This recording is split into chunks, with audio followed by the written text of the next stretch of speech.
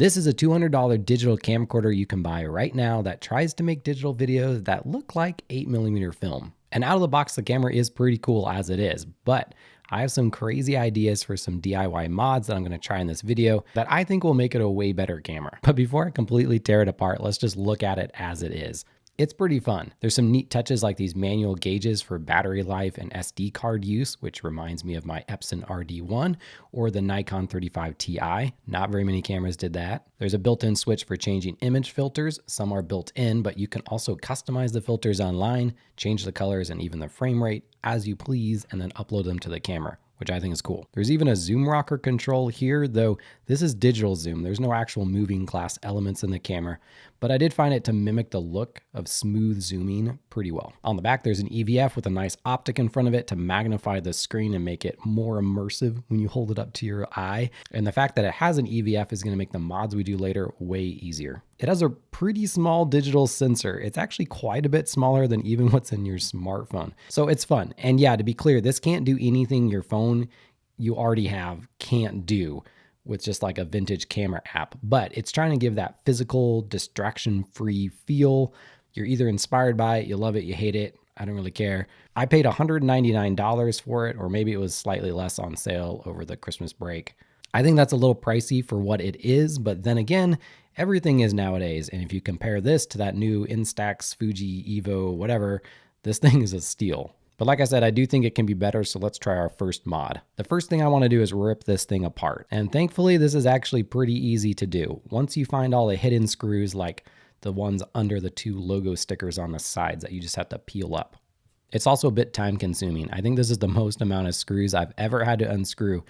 And that's because to get inside, you basically have to take everything off. Once the camera finally comes apart, the main shell is in two pieces that opens up in half. And here you can see the first interesting thing, which is nothing. It's a void. This camera is mostly empty. The space is really being used just to make the camera feel better in your hands, but you could totally put this down into a package at least half the size if you wanted to. But there's some nice things like the battery just clips in, so that makes that super easy to replace in the future if needed. But up here is what I'm really interested in. This is the sensor and the built-in lens. Like I had guessed, the lens is a standard M12 mount lens. These are standard lenses used on industrial and machine vision type camera systems, and it's just screwed into the mount with a bit of glue to lock that focusing position. It's a fixed focus lens. My Yashica Y35's camera also had this lens mount, if you remember. To get the lens off, you just chip away the glue and then the lens unscrews. And if you wanted to stop here, you could replace the lens with any number of different M12 lenses, including fisheye or telephoto lenses. And because this camera has an EVF, it would be super easy to dial in that focus. But we're gonna take it a step further to see if we can use some real vintage cine lenses. I found this M12 to C mount adapter for just a few dollars and thought this would be the easiest modification ever. But unfortunately, after some testing, the setup is just too long. The flange distance becomes too long to achieve anything but macro focus. And that's because the M12 mount included on the chip itself is a pretty long one. I removed the M12 mount from the sensor chip by carefully using a razor around the edges to slowly take off the glue. Please be very careful here if you try this, because one slip of the razor could destroy this sensor. It's not actually too hard. I just don't want anyone bricking their camera here. As long as you take your time, it's pretty easy and it pops off once the glue is removed. You can buy these shorter M12 lens mounts, and I did get one of these to work, but then the question came to me, how to get this all to mount into the body without it just floating around in there. And at this point, I realized that in order for you to do this mod, you'd have to buy an M12 to C mount adapter and probably still have to 3D print something to hold it all into place. I always like to avoid mods that have to have you buy a bunch of random stuff.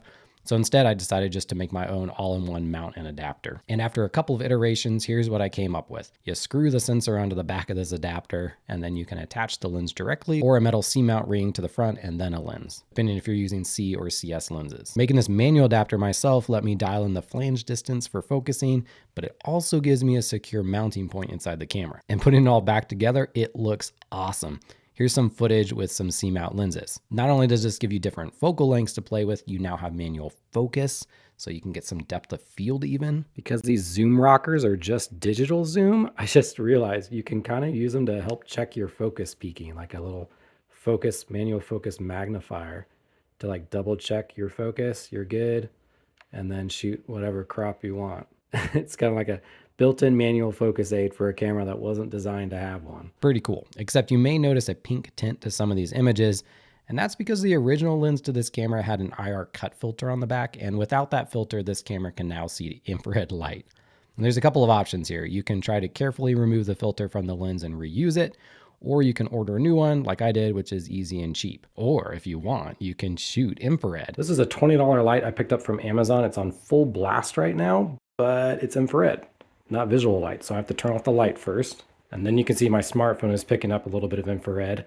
But the Camp Snap, without an IR filter, picks up all that IR light as a flashlight, and it can see in pitch black darkness. See, my smartphone can't even see.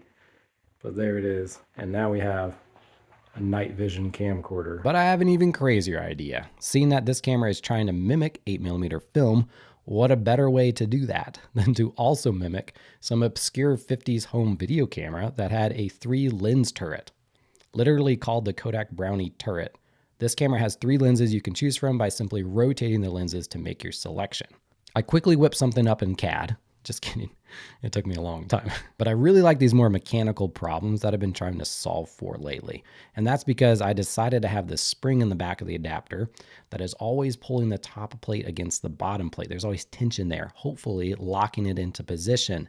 Then when you want to change lenses, you twist, which lifts the adapter up and over these little bumps I made, putting extra tension on that spring until you make it to the next bump and it locks into place. In order to get this huge thing onto the camera, you do have to make a permanent modification and saw off the front bezel. But I think that's a small price to pay for world domination. I mean, cinematography excellence. I mean, looking like a total nerd. Okay, I'm a little bit too pleased with myself. This is absolutely insane that it even works. And the effect of switching lenses mid-video is so funny. It's actually a really cool look. It goes black and then you see the new frame come in at a completely different focal length. And you can pre-focus all the lenses first so that they'll all be in focus when you spin and arrive there. Super fun. This is one of my favorite mods I've ever made. I'll leave links to all these files for free if you want to mess around yourself and attempt this. Until next time, as always, happy snapping.